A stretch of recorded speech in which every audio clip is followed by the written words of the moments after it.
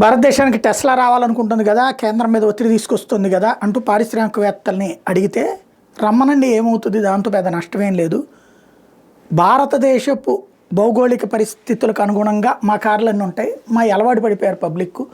విదేశీ కార్ల మీద మోజున్నోడు కొంటాడు తప్పించి అమెరికా కార్లు, టెస్లా కార్లు లేకపోతే కొనరు. ఈవెన్ చైనాలోనే అది ఫెయిల్ అయినటువంటి బ్రాండ్ అంటూ చెప్పుకొచ్చారు. అంటే మన పారిశ్రామికవేత్తలు కాన్ఫిడెంట్గానే ఉన్నారు.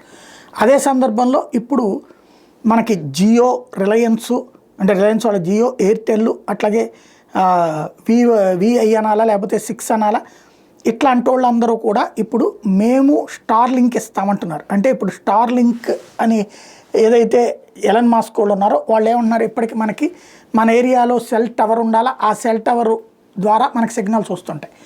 సరే, ఏదైతే ఒరిజినల్ అంటే మనది ఎయిర్టెల్ సంబంధించిన డిష్ ఉందనుకోండి, మన ఏరియాలో అలాంటిది ఉందనుకోండి, ఎయిర్టెల్ వాళ్ళకి సంబంధించినటువంటి యాంటీనా, మనకి ఎయిర్టెల్ క్వాలిటీ బాగా వస్తుంది. లేకపోతే ఈ జియో అయితే జియోది వస్తుంటుంది.